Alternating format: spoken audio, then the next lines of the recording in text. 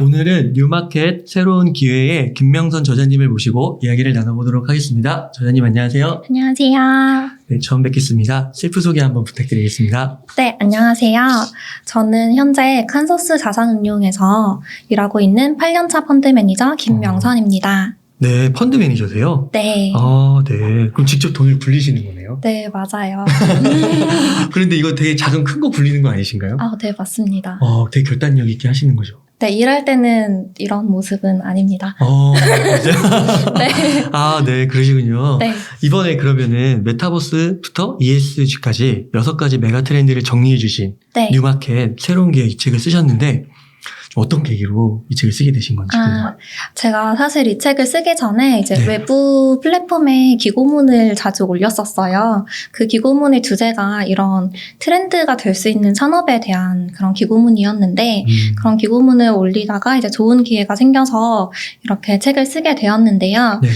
사실 그동안 제가 아무래도 펀드 매니저이기 때문에 새로운 트렌드 관련 책이 나올 때마다 항상 사서 봤었어요. 근데 그때마다 조금 아쉬웠던 점이 그런 트렌드 책들은 대부분 먼 미래에 대해서 이야기를 하고 있어서 그래서 실제로 좀 와닿는 부분이 많이 없더라고요. 그래서 저는 아주 먼 미래보다는 조금 더 가까운 미래 그리고 실제로 이러한 새로운 시장에서 빅테크 기업들이 어떻게 하고 있는지 네. 그리고 실제로 이런 새로운 산업을 빅테크 기업들이 신규 먹거리로 생각하는지 또는 매출을 올리고 있는지 이런 데이터들을 활용해서 책을 쓰려고 노력을 했습니다. 그래서 기존 트렌드 책과는 조금 차별점이 있을 거라고 생각하고 있습니다. 그 가까운 미래라고 하면은 네. 요거를 좀 수치적으로 몇 네. 년 이렇게 좀 이야기할 수 있나요? 향후 한 3에서 5년 정도로 그래요? 보고 있어요. 네. 그리고 이 3에서 5년 정도가 되면은 아예 이 시장이 열린다라고 보고 있고 그 전에 이제 지금부터 투자 기회를 좀 찾을 수 있지 않을까라는 생각에서 쓰게 되었습니다. 진짜 3년, 5년 남았으면 지금부터 공부해서 네. 조금씩 그 여유 자금 생길 때마다 투자해야겠네요. 네, 그런 관점으로 책을 써봤습니다. 네. 정말 기대가 되는데요. 오늘 책에서 오늘 중요 내용 몇 가지 정리해 주셨는데 네. 그거 좀 소개 좀 부탁드릴게요. 네, 제가 오늘 말씀드리고 싶은 뉴 마켓은 이제 3가지인데요. 첫 번째는 메타버스, 두 번째는 우주산업, 네. 세 번째는 모빌리티 산업에 대해서 좀 구독자분들께서 좋아하실 만한 내용으로 준비를 해봤습니다. 네. 네. 그러면은 메타버스부터 한번 시작해 볼까요? 네. 메타버스는 사실 구독자분들께서 이미 스터디가 많이 되어 있을 거라고 생각을 하고 있어요. 그래서 저는 이 메타버스에 대해서 좀 중요한 포인트를 잡고 넘어가고 싶은데, 총 3가지를 중요하게 보고 있습니다. 메타버스를 구성하는 하드웨어, 그리고 소프트웨어, 그리고 플랫폼, 이렇게 3개를 보고 있는데요. 그 중에서 제가 오늘 말씀드리고 싶은 건 하드웨어와 소프트웨어, 즉 컨텐츠에 대해서 좀 말씀을 드리고 싶어요. 그래서 사실 VR 기기가 굉장히 많이 보급이 됐는데 혹시 VR 기기 써보신 적 있으신가요? 네, 저는 뭐라고 하지? 그런 박람회 같은데 네네네. 가서 시험할 때 제가 직접 사진 않고 네. 그렇게 해서 몇 번 해봤어요. 네, 맞아요. 지금 VR 기기가 생각보다 공급 속도가 좀 빨라지고 있는 거를 최근에 볼 수 있는데 그에 이제 가장 큰 기여를 한 VR 기기가 메타 플랫폼의 오큘러스 퀘스트 2라는 네. 그런 기기예요. 그래서 옛날 페이스북. 네, 맞아요. 옛날 페이스북이 이름을 바꿨죠. 그래서 네. 이 첫 번째 기사를 보면은 이 메타 플랫폼의 오큘러스 퀘스트 2라는 기기가 1000만 대 이상 팔렸다는 기사를 볼 수 있어요. 근데 이 1000만 대는 저는 굉장히 의미 있는 수치라고 보고 있거든요. 이 1000만 대가 이제 잘 안 와닿으시잖아요. 그래서 이제 제가 항상 비교를 해드리는 게 저희 스마트폰에서 가장 혁신적인 제품으로 이제 일컬어지는 그 폴더블 스마트폰 있잖아요. 그게 2021년에 총 890만 대 정도 팔렸거든요. 그러니까 이 VR 기기의 1000만 대 팔린 거는 상당히 의미 있는 수치가 아닌가라고 보고 있습니다. 그러면은 어떻게 보면 삼성은 우리나라 기업이니까 한 900만 대 이렇게 팔렸으니까 좀 떠들썩했던 거고 약간 이 메타 플랫폼의 이 헤드셋 같은 경우는 좀 언론에서 많이 다뤄지지 않은 그런 측면도 있겠네요. 네, 아무래도 이제 폴더블 기기들은 우리나라에서 많이 팔린 것들이 있어요. 근데 이제 메타 플랫폼의 이 오큘러스 퀘스트 2는 이제 글로벌리 1000만 대 팔렸으니까 사람들이 조금 인지하지 못할 수도 있는데 그래도 이 1000만 대라는 수치는 굉장히 의미가 있다고 보고 있어요. 네. 네, 그래서 이제 옆에 그래프를 보시면은 메타 플랫폼이 그 메타버스와 관련된 매출을 이제 기타 부분의 매출로 잡아놓고 있는데 네. 이 오큘러스 퀘스트 2라는 기기가 2020년 10월에 출시가 됐거든요. 그러면 이제 4분기 실적부터 잡히는데 이 4분기부터 매출이 그렇구나. 급등하는 모습을 볼 수 있어요. 네, 그래서 이 부분을 보면은 이 시장에서 메타 플랫폼이 상당히 잘하고 있다는 점을 말씀드리고 싶습니다. 잠깐 그 21년 2분기 때 약간 꺾였다 다시 올라가네요. 네. 2분기 때 좀 슬로우해졌다가 이제 3분기 들어서 다시 또 올라가는 모습을 보이고 있는데요. 사실 메타 플랫폼, 그러니까 페이스북의 전체 매출에서 이 부분이 차지하는 비중은 굉장히 작습니다. 2% 정도거든요. 헤드셋이요? 네, 그래서 굉장히 작은데 그럼에도 저는 좀 의미가 있다고 생각하는 게 메타 플랫폼이 이 산업을 신규 먹거리로 생각을 하고 있어요. 왜냐하면 전체 매출에서 차지하는 비중이 2%밖에 안 되는 이 메타버스 사업 때문에 이름을 페이스북에서 메타 플랫폼으로 바꿨잖아요. 그러네요. 그래서 아마 메타 플랫폼은 이 시장을 사로잡겠다 이런 의지를 이렇게 사명 변경을 통해서 좀 이뤄낸 것 같습니다. 2%에서 또 발견 미래 성장 가능성을 본 걸 수도 있겠네요. 네, 그러니까 이름을 바꿨겠죠. 그렇구나. 네. 지금까지 이제 하드웨어에 대해서 말씀드렸는데요. 두 번째로 말씀드리고 싶은 건 소프트웨어, 즉 콘텐츠에 관련된 거였어요. 지금까지 그 VR 기기가 보급이 안 됐던 이유가 사실 여러 가지가 있었는데 그 중에 이제 대표적인 게 이거를 사도 안에서 플레이할 수 있는 콘텐츠가 없다는 거 때문이었거든요. 근데 이 콘텐츠가 많이 보급이 되려면 결국 이 기기가 많이 깔리고 사용자들이 많이 늘어나야 되는 그렇죠. 거잖아요. 근데 이번에 오큘러스 퀘스트 2가 1000만 대 이상 팔리면서 유저들이 늘어나기 시작하고 그리고 여기에 이제 컨텐츠를 공급하는 컨텐츠 공급자들이 돈을 버는 구간이 됐습니다. 그래서 이제 요 그래프를 보시면은 2020년 9월은 그 오큘러스 퀘스트 2가 출시되기 전이에요. 그 전에는 타이틀이라고 이제 컨텐츠라고 보시면 되는데 500만 달러 이상의 매출을 올린 컨텐츠가 6개 정도 되고 1000만 달러 이상의 매출을 올린 컨텐츠는 전무했는데 그러네요. 오큘러스 퀘스트 2가 출시된 이후에 보면은 1000만 달러 이상을 매출을 올린 컨텐츠가 6개, 500만 달러 이상의 매출을 올린 컨텐츠가 16개로 이렇게 늘어나는 모습을 볼 수 있어요. 이렇게 되면은 컨텐츠 프로바이더들이 여기서 이제 컨텐츠를 생산해도 우리가 돈을 벌 수 있구나라는 것을 이제 인지를 하기 시작하고 그럼 좀 더 좋은 컨텐츠를 많이 보급을 할 유인이 생기겠죠. 그렇게 되면은 이게 선순환 구조로 이어지는 게 이런 컨텐츠를 플레이하고 싶어서 이 VR 기기를 사는 수요 또한 증가할 겁니다. 그래서 컨텐츠의 보급과 하드웨어의 보급은 선순환 구조를 이루는 그런 모습을 보이고 있어요. 그러네요. 이게 상당히 유의미한 것 같은데요. 네. 그래서 이제 옆에 있는 그림은 네. 이 오큘러스 퀘스트 내에서 가장 많이 팔리는 게임인 비트 세이버라는 게임이 있는데요. 이 게임은 아마 비슷한 걸 플레이 해보신 경험이 있으실 거예요. 이게 어떤 게임이냐면 음악에 따라서 블록 같은 게 떨어져요. 그러면 이제 손에 끼는 장비로 이렇게 블록을 치는. 옛날에 DDR. 네. 그땐 발으로 했잖아요. 네. 근데 이건 네. 이제 손으로 하는 이런 게임입니다.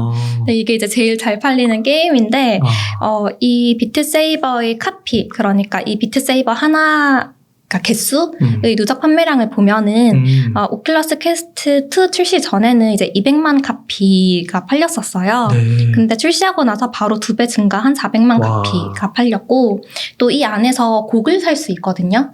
그 곡도 원래는 1000만 곡 정도 팔렸는데 이제 오큘러스 퀘스트 2가 1000만 대 이상 보급되고 나서는 이제 4000만 곡을 달성을 하게 됐습니다. 그래서 이렇게 기기의 보급이 컨텐츠의 증가로 컨텐츠 판매량의 증가로 이어지는 모습을 볼 수 있어요. 그러니까 이게 21년도 2월에 그 실적이니까요. 실제 네. 찍힌 그런 실적이니까 아 네. 이걸 보고 페이스북이 메타로 사명을 변경할 만 하겠네요. 네, 이런 그렇죠. 성장 가능성이 보이니까. 네. 아, 네, 그렇군요. 네, 좋습니다. 네. 그래서 메타버스는 이렇게 정리를 드리면 될 것 같고요. 네. 다음으로 이제 말씀드리고 싶은 산업은 우주산업이에요. 우주산업은 제가 말씀드리기 전에 이 산업의 구조적인 변화에 대해서 먼저 말씀드리고 싶은데 원래 우주산업은 정부가 주도하던 산업이었습니다. 그래서 생각해보면 아폴로 프로젝트 이런 식으로 이제 정부가 주도를 하는 산업이었는데 근데 이 정부 주도의 산업은 가장 큰 걸림돌이 모든 게 정부가 결정하는 거였어요. 그래서 예를 들면 아폴로 프로젝트가 한번 시행이 됐고 그러면 이 프로젝트의 성패에 따라서 다음 프로젝트가 실행이 될지 말지 또는 그 다음 프로젝트가 언제 실행이 될지는 모두 정부가 결정하는 거였거든요. 그러다 보니까 이 매출의 지속 가능성이 굉장히 떨어지고 또 매출의 가시성도 굉장히 떨어지는 산업이었어요. 근데 이 시장에 민간 자본이 들어오기 시작합니다. 네. 근데 민간 자본들은 계속 기업을 가정하고 이제 사업을 영위하는 거잖아요. 그러다 보니까 과거 정부 주도였던 시절에 비해서 훨씬 매출의 가시성이 올라가고 매출의 지속 가능성이 올라가는 그런 모습을 보이고 있어요. 그러니까 이게 뭔가 기업가 정신을 갖고 영리 활동 계속 해야 되니까요. 그렇죠, 기업 그렇죠. 자체가 그런 거죠. 근데 약간 정부는 예를 들면 뭐 세금으로 운영되는 그런 것도 있으니까 그쵸. 실패하게 되면 세금 낭비하냐 뭐 이렇게 될 수도 있는 거고. 맞아요. 그래서 항상 이제 정부가 하면 정치적 목적에 굉장히 또 그럴 다분했던 수도 그런 있겠네요. 산업이었어요. 그래서 저희가 생각해보면은 정부 주도의 우주산업은 냉전 시대 때는 뭐 체제선전 아니면 우리가 너보다 그 기술이 뛰어나다 그렇죠. 이런 것들 누가 더 달에 먼저 가냐 이런 것들 위주로 진행이 되어서 이게 어떻게 보면은 수익성과 전혀 관련이 없는 거잖아요. 달에 갔다 오는 게 이제 뭔가 비즈니스적인 측면도 없고 어떻게 보면은 굉장히 이제 보여주기식 이런 그렇죠. 식이었는데 보여주기식. 이제 민간 자본이 들어오면서 수익성과 그렇죠. 상업성에 대해서 고려를 해야 되는 시점이 온 거죠. 그렇구나. 네, 그래서 우주산업이 굉장히 큰 변화를 겪고 있다는 점을 먼저 말씀드리고 싶어요. 네. 그래서 이제 그 큰 변화를 겪고 있는 우주산업 내에서 굉장히 빠른 속도로 성장하는 게 민간 우주여행 프로젝트인데요. 혹시 우주에 가고 싶으시다고 생각해 돈이 본 없어요. 적? 네. 저도 돈이 없어서 못 가는데. 가고는 싶죠. 예. 네, 지금 이제 민간 우주 여행 프로젝트를 하는 곳이 3사가 있는데, 첫 번째는 버진 갤럭틱이라고 상장사고요. 네, 두 번째는 그 아마존의 제프 베조스가 하는 블루 오리진. 네. 그리고 세 번째는 일론 머스크가 하는 스페이스 X. 이 세 개의 회사. 네. 여기서 버진 갤럭틱은 상장이 돼 있는 거예요? 네, 버진 갤럭틱은 상장이 되어 있고 블루 오리진과 스페이스 X는 아직 비상장 상태입니다. 그렇구나. 네. 네.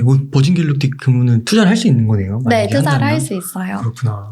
네, 그래서 이 세 개의 회사가 민간 우주 여행을 진행을 하고 있는데 이 세 개의 회사를 제가 비교를 해놨습니다. 근데 보시면은 비행 시간을 보시면 이제 버진 갤럭틱은 10분, 블루 오리진 10분, 스페이스 X가 3일 갈 수 있어요. 네. 근데 이제 버진 갤럭틱 기준으로 10분인데 다시 $50,000만 한 4억 5천 5억. 네, 5억 정도 되잖아요. 와. 그래서 집부터 사야겠는데. 네, 그래가지고 이렇게 진행이 되고 있는데 이 세 회사는 우주로 가는 방식이 조금 달라요. 그래서 제가 그거를 지금부터 설명을 해드리려고 하는데 사실 그 전에 이제 민간 우주 여행을 가능하게 하는 기술에 대해서 말씀을 드리고 싶어요. 그게 네. 바로 재활용이 가능한 재사용 발사체라는 건데 이거 기술이 발전되면서 이 우주 산업이 본격적으로 성장하기 시작했거든요. 네. 왜냐하면 기존에는 이제 우주를 갈 때 로켓을 쏘아 올리잖아요. 근데 이게 재활용이 안 되니까 쏘아 올려서 달에 가면은 성공한 거고 달에 못 가면은 그냥 실패한 거고 거기서 끝나는 거였어요. 근데 지금은 이 재사용 발사체가 탑재체를 궤도까지 올려주고 다시 내려오거든요. 그래서 이걸 재활용을 계속 할 수 있는 그런 환경입니다. 그러다 보니까 자연스럽게 값이 점점 싸지고 있는 추세입니다. 그래서 가장 이 재사용 발사체 기술이 뛰어난 회사가 스페이스 X인데요. 스페이스 X의 로켓을 보면은 총 3단으로 구성이 되어 있어요. 그게 1단부 발사체, 2단부, 그리고 제일 위에 있는 모듈. 이렇게 되어 있고, 이 1단부와 2단부는 모듈을 궤도까지 올리기 위해서 필요한 그런 로켓이라고 네. 보시면 될 것 같아요. 근데 지금 이제 재활용이 가능한 건 1단부만 재활용이 되고 있고 2단부는 이제 재활용을 하려고 노력 중인데 아직 기술 개발이 덜 끝난 상태입니다. 그래서 오른쪽에 보시면은 이 스페이스 X가 어떻게 그 모듈을 궤도까지 올리는지를 그려놓은 건데 처음에 로켓을 발사한 다음에 1단부를 먼저 분리를 해요. 그리고 1단부는 재착륙을 하고 네. 2단부가 그 위에 있는 탑재체를 궤도까지 올리는 역할을 합니다. 그리고 2단부는 중간에 없어지겠죠? 타서? 없어져서 어디 그렇구나. 바다 같은 데에 떨어지겠죠? 그러고 이제 모듈은 이제 우주까지 가는 그런 프로세스로 되어 있습니다. 그 옛날에는 뭐 몇 단계로 되어 있는지 모르겠지만 아무튼 남는 게 없었는데 네. 지금은 이제 1단부라도 남는 거네요. 네, 그쵸. 그래서 이 1단부를 계속 재활용을 하면서 비용을 절감해 나가는 거죠. 그렇구나. 그래서 지금은 이제 2단부가 아직 재활용이 안 되는데 향후에 이제 2단부까지 재활용이 되면은 사실 어떻게 보면 이 민간 우주 여행 산업이 뭐라고 할까 항공기처럼 이제 쏘아 올리고 재활용하고 다시 연료 넣고 쏘아 올리고 이런 식으로 될 수도 있지 않을까. 그 진짜 실제로 항공에 보면은 저가 항공 있잖아요. 네. 그러니까 그런 식으로 단가가 계속 떨어질 수 있겠네요. 그쵸. 2단부까지 재활용되면 비용은 획기적으로 떨어질 거라고 생각을 하고 있습니다. 야, 그렇구나. 네. 와, 이렇게 설명을 해주시니까 우주 산업 이러면은 되게 멀게 느껴졌거든요. 근데 실제로 이렇게 딱 그림으로 보고 비용이나 이런 속도나 뭐 1단부, 2단부, 3단부 이런 걸 보니까 그리고 어떤 부분에서 비용이 좀 세이브가 될 수 있고 이런 걸 보니까 되게 가까운 미래처럼 느껴지네요, 진짜. 네, 우주가 생각보다 먼 미래가 아닌 게, 이 버진 갤럭틱 기준으로 당장 내년부터 지금 우주 여행을 갈 수 그래요? 있거든요, 네, 민간인들이. 와, 네. 그렇구나. 근데 이제 그렇게 될 수 있는 이유가 버진 갤럭틱은 굉장히 특이한 구조를 가지고 있어요. 버진 갤럭틱은 로켓이 아니고 비행기를 이용하는데 비행기가 이제 두 개가 붙어져 있어요. 그래서 위에 있는 비행기를 모선, 어미 모자 쓰는 이제 모선이라고 하고 밑에 있는 자선이 있는데 이 모선이 자선을 데리고 올라가다가 일정 궤도까지 올라가면 여기서 이제 자선을 떼서 자선만 이렇게 올라가서 우주까지 갔다가 네. 다시 내려오는 그런 프로세스입니다. 근데 이제 되게 말이 많은 게 이 우주의 경계라고 하는 그 경계가 카르만 라인이라고 있어요. 이게 100km 정도 되는 거긴데 이 버진 갤럭틱의 비행기는 여기를 좀 못 미치는 데까지 가거든요. 그래서 과연 이게 진정한 우주 여행이냐 이런 거에 대한 말이 좀 많지만 근데 그래도 그 10분의 비행 동안 무중력 상태를 체험을 할 수 있어요. 그래서 그 점에서 이제 우주여행이라고 버진 갤럭틱은 주장을 하고 있습니다. 그 실제로 한번 그 CEO가 갔다 왔잖아요. 네. 그분도 거기까지 갔다 오신 거예요? 네, 맞아요. 아, 그렇구나. 그래도 그 사진으로 봤을 때는 우주스럽던데요? 맞아요. 그러니까 거기까지 가면은 사실 다 뭔가 지구가 보이진 않지만 우주 같은 느낌이 나는데, 근데, 진정한 의미의 우주는 이제 카르만 라인을 넘어야 된다라는 업계의 규칙 같은 게 있나 봐요. 그래서 이 카르만 라인을 굉장히 중요하게 생각하는 것 같습니다. 네. 아, 그렇구나. 네. 그래서 버진 갤럭틱은 당장 내년부터 갈 수 있다라는 점을 말씀드리고 싶고요. 그래서 먼 미래가 아니다라고 말씀드리고 싶습니다. 또 기술이 또 발전하면은 그 위로 올라갈 수 있는 거겠네요. 그렇죠. 그럼 블루 오리진하고 스페이스 X는 아직 그 좀 대중화, 상용화 여기에는 아직 발표된 건 없는 건가요? 네, 두 회사는 아무래도 비상장사이기 때문에 구체적으로 발표를 하고 있지는 않는데요. 다만 스페이스 X나 블루 오리진 모두 그 시험 발사를 모두 마친 상태거든요. 그래서 상용화 단계만 남은 상태여서 아마 조만간 발표를 하지 않을까라고 기대를 하고 있습니다. 네. 네. 그리고 이제 옆에 있는 그림은 블루 오리진의 네. 프로세스인데요. 블루 오리진은 그 스페이스 X와 달리 이제 두 개로 나눠져 있어요. 그게 재활용될 수 있는 1단계 이제 발사체, 그리고 위에 바로 모듈이 올라갑니다. 얘는 2단부가 없어요. 아, 이게 회사마다 다 방식이 다르네요. 네. 그것도 되게 신기하네. 근데 2단부가 없기 때문에 얘는 멀리 못 가요. 딱 카르만 라인을 조금 10분 넘는 느낌으로 갈 수 있어요. 그래서 보시면은 이렇게 동그랗게 가는 와중에 카르만 라인을 이제 넘잖아요. 그래서 이렇게 비행을 하는 와중에 카르만 라인을 이만큼 이렇게 넘는 느낌. 네. 아시겠죠? 그래서 이제 네. 카르만 라인은 한 2, 3분 정도 넘을 수 있다. 이 정도의 느낌으로 이해하시면 될 것 같고요. 네. 그럼 비용이 좀 저렴하겠네요. 그 네. 스페이스X보다는. 그쵸. 아무래도 스페이스X는 3일 동안 우주에 머무는 진정한 우주 여행인 거고. 3일을 머물러요. 네. 그리고 이 두 회사는 10분을 머물 수 있으니까. 그렇구나. 네. 상당히 이제 기술 차이가 많이 난다고 보시면 될 것 같습니다. 야, 그렇구나. 10분에 5억을 태울 수 있느냐, 네. 최소. 그렇죠. 네. 그래서 저는 사실 우주에 대한 환상이 별로 없어요. 그래가지고 굳이 저 돈을 주고 갈까라고 생각하는데 지금 이 버진 갤럭틱의 티켓이 굉장히 잘 팔리고 있거든요. 그래서 실제로 우주를 꿈꾸시는 분들이 굉장히 많다는 거를 알 수 있을 것 같습니다. 만약에 5억이라고 했을 때 전 세계에서 부자들 10,000명은 넘을 거 아니에요? 10만 명만 잡아도 이거 얼마야? 50조네요. 그러니까요. 야, 그렇구나. 이거 진짜 사업 되겠네요. 네, 그래서 당장 이제 내년부터 시작을 했고 그리고 실제로 티켓이 굉장히 잘 팔리고 있기 때문에 우주 시장이 단순히 아주 먼 미래가 아니라는 점을 말씀드리고 싶어요. 야, 그러네요. 이게 50조 매출이면 만약에 펄을 10배, 20배만 받아도 500조. 그러니까요. 그 천조 기업은 삼성전자가 400조잖아요. 네. 야, 이건 좋은데요? 네. 네. 그래서 이제 제가 우주 산업을 말씀드릴 때마다 항상 말씀드리고 싶은 게 아주 먼 미래가 아니고 상당히 가까운 미래다라는 점을 강조드리고 싶습니다. 지구를 넘어 우주로. 네. 이 모든 걸 가능하게 하는 게 그 재사용 발사체라고 말씀드렸는데 지금 이 펠컨 9이 스페이스X의 재사용 발사체예요. 그 중에 이 B1051이라는 요 기기가 지금 11번 사용이 됐거든요. 근데 애초에 일론 머스크의 목표가 10번 사용이었어요. 근데 넘었네요. 네, 달성을 한 거죠. 그리고 이제 장기적으로는 최대 100번까지 사용 가능하게 하겠다라고 이야기를 했으니까 앞으로 점점점 비용이 더 싸질 겁니다. 그래서 그 비용은 이제 오른쪽에서 볼 수 있는데 아폴로 프로젝트만 1회용이었고 스페이시 셔틀부터는 다 재활용을 한 그런 발사체예요. 다만 이제 몇 번 재활용을 했냐에 따라서 이렇게 이제 비용이 많이 떨어지는 모습을 보이는 거죠. 그래서 스페이스X의 드래곤2 같은 경우에는 10번 이상 재활용할 수 있으니까 현저히 탑승 비용이 낮아지는 것을 볼 수 있습니다. 네. 근데 그래도 이제 여전히 비싸기는 하죠.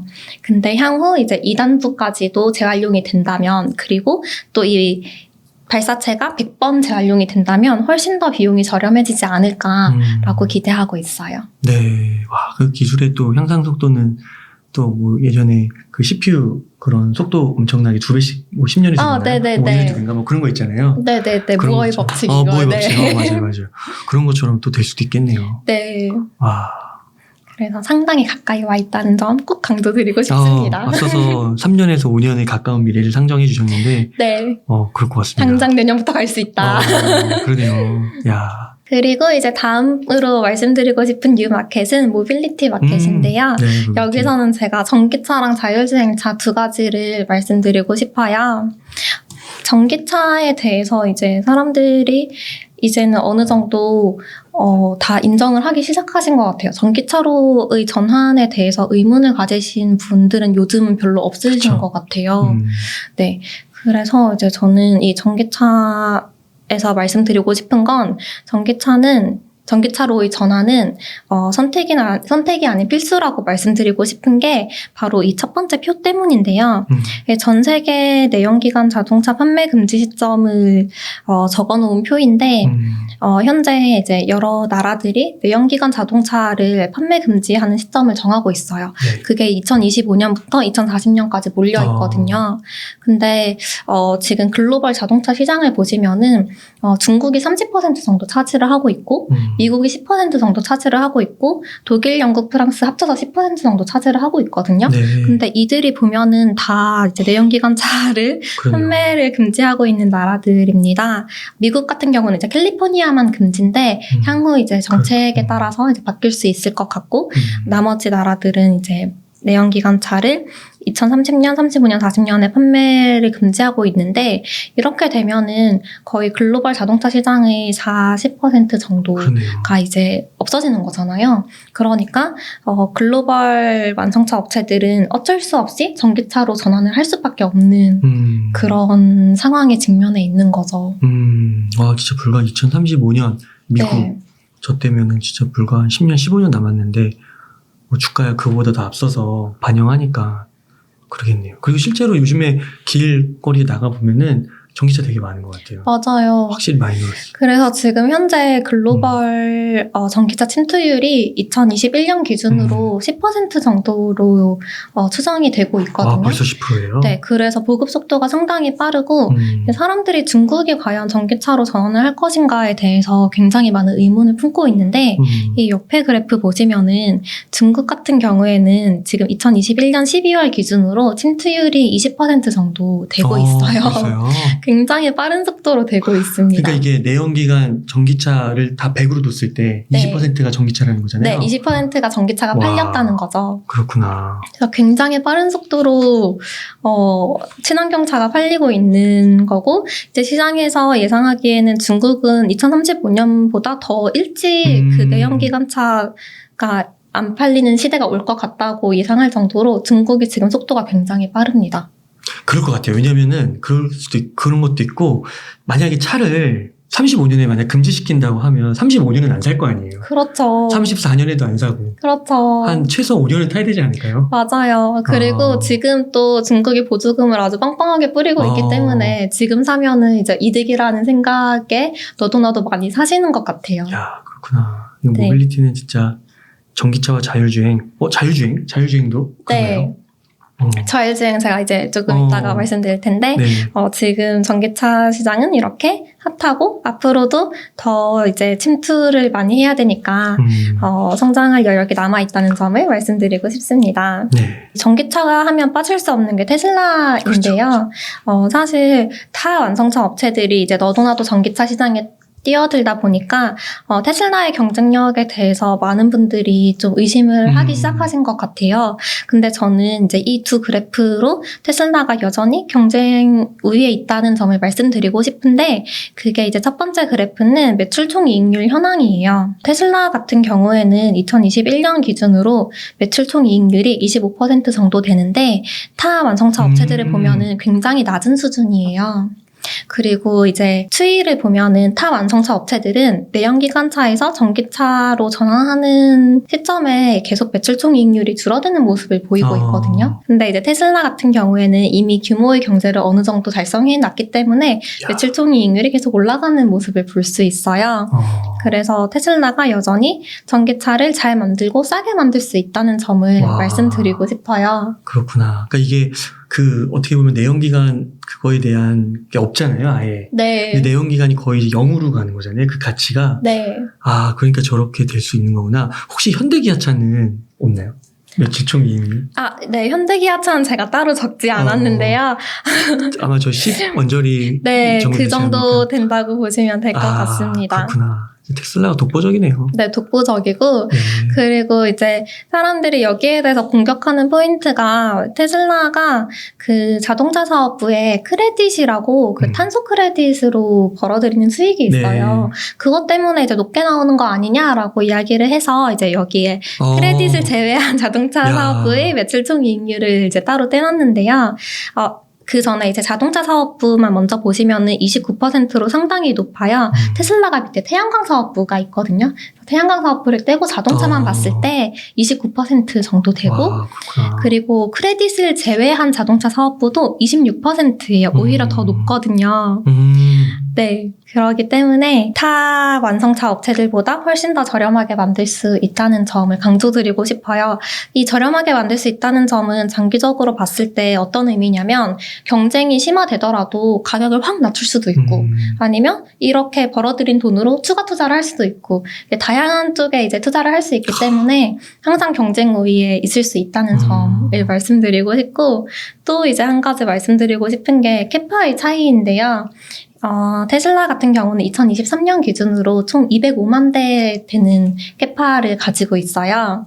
근데 가장 좀 빠른 속도로 전기차를 하고 있는 폭스바겐 같은 경우는 2023년 기준으로 100만 대 정도밖에 안 그래요? 되거든요. 그러니까 벌써 2배 이상 차이가 나는 와. 거죠. 그렇구나. 그래서 이렇게 차이가 벌어지면은 테슬라도 증설하고 폭스바겐도 결국 계속 증설을 할 거잖아요. 그럼 점점 더 차이가 벌어질 수밖에 없는 그런 환경에 있다고 볼 수 있겠습니다. 야, 이게 그 휴대폰으로 따지면은 진짜 뭐 갤럭시나 아이폰 그런 게 테슬라 느낌이 좀 나네요. 네. 거의 그 압도적인 그런 네, 영업이. 압도적으로 이제 이 시장을 잡고 있는 아. 그런 회사입니다. 그래서 지금까지 전기차에 대해서 말씀드렸고 이제 또 말씀드리고 싶은 건 자율주행차인데요. 자율주행은 1단계부터 5단계까지 구분을 할 수 있어요. 1단계는 단순히 운전자를 보조할 수 있는 그런 기능들을 말하고 5단계는 완전 자율주행이라서 그 운전석이 아예 없어도 되는 그런 자율주행 단계를 말해요. 테슬라의 FSD 모듈 같은 경우에는 자율주행 단계 기준으로 2에서 3단계 정도 된다고 알려져 있습니다. 그리고 항상 일론 머스크가 내년에 4단계 이야기하는데 작년 말 기준으로도 2022년에 4단계를 달성하겠다라고 말하고 있으니까 아마 올해 말쯤 되면은 4단계 정도 되는 자율주행을 달성할 수 있지 않을까라고 보고 있습니다. 혹시 자율주행차 경험해 보신 적 있으신가요? 저는 3단계도 경험 못 해본 것 같아요. 2단계까지? 네, 보통 이제 현대기아차 현대기아차. 많이 있는 게 이제 2단계 정도 되는 거, 차선 이탈 방지 네, 시스템 이런 맞아요. 것들. 네. 그래서 4단계 정도 되면은 이제 뭐 특정 도로 그러네요. 조건에서는 뭐 특히 고속도로 이런 데서 그냥 이제 다닐 수 있는 그런 수준이기 때문에 이 4단계를 모두 다 기다리고 있는 상황인데요. 이 옆에 자율주행차 업계 순위를 보시면은 리더 그룹에 이제 웨이모가 있고 테슬라는 상당히 좀 떨어지는 모습을 보이고 있어요. 왜 그러지? 왜냐하면 테슬라는 자율주행 단계가 2, 3단계 정도 되는데 웨이모는 5단계로 인정을 받았거든요. 그래요? 네. 그래서 실제로 미국의 샌프란시스코 이런 데 가면 웨이모의 그 자율주행차를 우버로 부를 수 있어요. 그래요? 네. 그래서 제가 그거를 타보지는 못하고 그 유튜버들이 리뷰한 걸 봤는데 굉장히 난폭 운전을 한다고 하더라고요. 자율 막 난폭 운전을 해요? 네, 엄청 난폭 운전을 한다고 하더라고요. 그래요? 저는 웨이모가 네. 안 나오잖아요, 우리나라에는. 네. 그게 좀 뒤떨어진 줄 알았는데 그게 아니었군요. 웨이모가 그 기술력에서는 상당히 앞선 걸로 평가를 받고 있어요. 그렇구나. 근데 제가 이제 말씀드리고 싶은 건 웨이모의 기업 가치가 점점 떨어지고 있다는 점인데요. 이게 이 데이터의 차이라고도 볼 수 있는데 결국 자율주행이 전 세계에서 되려면은 데이터를 많이 축적하고 그걸로 이제 분석을 하고 자율주행 시스템을 개발을 하는 게 중요한데 그 자율주행 시스템을 개발하기 위해서는 결국 많은 데이터를 넣어서 최적화시키는 게 중요하잖아요. 지금 웨이모 같은 경우에는 자차로만 데이터를 모으고 있어요. 그러니까 좀 데이터의 모으는 속도가 굉장히 좀 적고 테슬라 같은 경우에는 전 세계에 뿌려진 테슬라의 차를 통해서 데이터를 얻고 있거든요. 그러니까 굉장히 데이터가 많은 거죠. 그래서 웨이모 기준으로는 지금 데이터가 이게 안 보이시지만 20만 마일 정도 돼요. 근데 테슬라 기준으로는 51억 마일이거든요. 그러니까 총 2,550배 정도 차이가 나는 수준이고 이게 2021년 1월 기준 데이터예요. 근데 테슬라가 2021년 그 자동차 출하량이 94만 대 정도 되거든요. 그럼 지금 이 차이는 훨씬 더 많이 벌어졌을 거라는 거죠. 그래서 실제로 웨이모 같은 경우에는 자율주행 5단계를 달성했지만 상용화에 대해서는 굉장히 이제 제한적이라는 평이 많고 테슬라는 자율주행 2, 3단계 수준이지만 상용화에 대해서는 굉장히 사람들이 긍정적인 시각을 유지하고 있다는 점을 좀 볼 수 있을 것 같아요. 결국 테슬라는 이런 자율주행 데이터가 다 있기 때문에 이를 통해서 4단계로 업그레이드를 할 수 있는 그런 모델인 거고 웨이모는 굉장히 제한적인 상황에서만 자율주행이 가능하거든요. 그게 이제 날씨, 깨끗한 날씨, 맑은 날씨 그리고 도로도 이제 그 깨끗한 대로 이런 곳에서만 이제 자율주행이 가능하기 때문에 그래서 웨이모의 상용화 가능성을 굉장히 낮게 보는 것 같아요. 그 결과가 이 기업 가치가 이제 점점 떨어지는 것에서 볼 수 있거든요. 그래서 웨이모가 처음에 평가받은 기업 가치가 1,750억 달러인데 실제로 투자 받을 때는 300억 달러로 받았거든요. 그래서 이런 것들을 보면은 테슬라와 웨이모는 기술 차이는 이제 웨이모가 훨씬 압도적이지만 상용화 가능성은 테슬라가 훨씬 더 압도적이다라는 모습을 볼 수 있을 것 같습니다. 아, 그러네요. 이게 보통 21세기 석유라고 하면 데이터 많이 언급하잖아요. 그러니까 이 데이터 정도에 따라 이런 결과가 벌어지는 거네요, 점점. 네. 네. 그리고 이런 거는 한번 벌어지면은 걷잡을 수가 없잖아요. 따라잡을 그쵸. 수가 없잖아요. 웨이모는 이제 자차를 계속 돌리는데 테슬라는 올해도 또 뭐 200만 대 출하할 거잖아요. 그러니까 계속 이게 벌어질 수밖에 없는 거죠. 유튜브 채널, 또 유튜브도 한번 영상 업로드가 이제는 다른 채널이 따라올 수가 없잖아요. 그 컨텐츠를 공급받는 숫자가 너무 차이가 나잖아요. 한번 벌어지기 시작하면 다 그쪽으로 가고 그러겠네요. 네. 그래서 앞으로도 점점 더 많이 벌어질 거기 때문에 테슬라가 자율주행 상용화에 있어서는 굉장히 유리한 입지에 있다라는 점을 말씀드리고 싶습니다. 그리고 이제 요 데이터는 테슬라가 그 자율주행 모듈을 업그레이드 하면서 이 FSD 가격을 계속 인상해 왔어요. 그래서 2019년에 사람들은 그 $5,000의 FSD를 살 수 있었는데 이제 2022년 1월 기준으로 12,000달러에 살 수 있거든요. 그러니까 가치가 2배 이상 오른 거죠. 근데 19년에 산 FSD와 22년에 산 FSD는 똑같습니다. 아, 그래요? 네, 왜냐하면 계속 그 업그레이드를 해주거든요. 소프트웨어 업데이트하는 거군요. 네. 그래서 이걸 19년에 사신 분들은 돈을 버신 거죠. 이 FSD 가격 인상 효과만큼. 그래서 이제 옆에 중고차 감가상각률을 보면은 테슬라 모델 3 같은 경우는 네, 감가상각률이 되게 낮습니다. 왜냐하면 FSD가 계속 업그레이드가 되니까. 그러니까 새 차 타는 느낌 난다고 그런 말씀 많이 하시더라고요. 네, 계속 업그레이드가 되니까 이게 그 차량은 뭐 감가상각이 될지 몰라도 이 소프트웨어, FSD 소프트웨어가 차량 기속이거든요. 그러니까 이 차의 값이 어떻게 보면 계속 오르는 효과가 되는 거죠. 그래서 제가 테슬라 카페 같은 데 들어가 보니까 일부러 이 FSD 재테크처럼 사시는 분들이 있으시더라고요. 그게 3년에 2배 넘었으니까. 네. 그리고 앞으로 이제 자율주행 레벨 4가 달성되면은 이제 또 가격이 오를 테니까 그런 거를 염두에 두고 재테크처럼 이제 무조건 FSD 모듈이 포함된 차를 사시더라고요. 현재 우리나라 같은 경우에는 그 FSD 베타 테스트 국가에 포함되어 있지 않아서 속도가 좀 느리거든요. 근데도 이거를 사시는 분들은 이런 그 가치 상승 효과를 누리고 많이 사시는 것 같습니다. 그래서 여기까지 이야기를 해보았습니다. 아, 네. 그 혹시 책에서 여기 보면은 이제 지금은 이 메타버스, 우주산업, 그리고 모빌리티 산업 이 3가지를 소개해 주셨는데 네. 책에는 이제 3가지가 더 있는 거고요. 네. 네, 그 부분은 이제 책을 통해서 한번 확인해 보면 좋으실 것 같고 네. 여기 보면은 업종별 대표 ETF 총정리 해주셨어요. 네. 그러니까 이거는 이제 방송으로 좀 언급하기는 어려우시다는 거고요. 네. 제가 추천하는 것처럼 되면은 선행매매로 걸릴 수 있어가지고. 그래서 네. 요거까지도 책을 통해서 한번 확인해 보시면 너무 좋을 것 같다. 제가 그 참 메타버스 우주 산업이나 정말 그 모빌리티에 관련된 책들을 많은 분들이 쓰셨고 네. 그거 오셔서 많이 들었는데 오늘 이런 데이터는 되게 신선했던 것 같아요. 네, 저도 이 책을 쓰면서 굉장히 많은 데이터를 넣으려고 노력했어요. 왜냐하면 이제 타 트렌드서들은 다 서술 형식으로 되어 있어가지고 좀 이런 데이터를 확인하기 어려운 책들이 많아서 제가 굉장히 아쉬웠던 적이 많거든요. 그래서 이 책을 통해서 데이터를 확인하시고 실제로 빅테크들이 여기서 돈을 벌고 있는지 아니면 빅테크들이 이를 신규 먹거리로 생각하고 있는지 이런 것들을 확인해 보시면은 투자 아이디어를 찾는데 굉장히 큰 도움이 될 것 같습니다. 네, 실제로 그 이제 출판 담당하시는 이 출판사 팀장님 통해서 제가 이야기를 들어보니까 그 도표나 이런 게 너무 많아서 맞아요. 이거 편집하는 데만 밤새면서 며칠 하셨다고 그러더라고요. 네, 맞아요. 그래서 그만큼 또 올 컬러로 돼 있더라고요. 네. 그렇게 해서 신경을 한번 특히 써주셔가지고 그래서 그런 비주얼 자료들 하면 또 이해가 더 잘 되니까요. 네. 이 시의적절하게 너무 좋은 책 써주신 것 같고, 가까운 미래라는 부분, 네. 네, 가까운 미래를 한번 구체적으로 상상하는 데 있어서 굉장히 좋은 책이 아닌가 싶습니다. 네.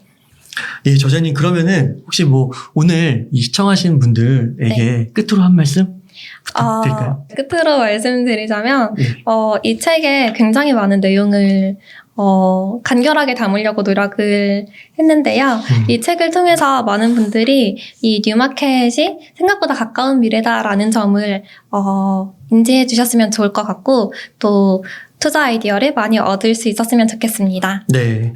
제가 6가지 메가 트렌드 다시 한번 언급해보면, 오늘은 메타버스, 그리고 우주항공, 모빌리티 이렇게 얘기해 주신 거고, 네. 책에 블록체인과 암호화폐, NFT, ESG가 있네요. 네. 네, 미래를 이끌어갈 핵심 산업에 주목하라. 이렇게 해서 한번 이 책 참고하시면 너무 좋을 것 같습니다. 네. 그러면 저자님 오늘 인터뷰 한 요 정도에서 마무리하도록 하겠습니다. 네. 이렇게 해서 뉴마켓 새로운 기회의 저자이신 김명선 저자님과 이야기를 나눠봤습니다. 긴 시간 동안 유익한 인사이트 많이 나눠주셔서 감사의 말씀드립니다. 오늘 고생 많으셨습니다. 감사합니다.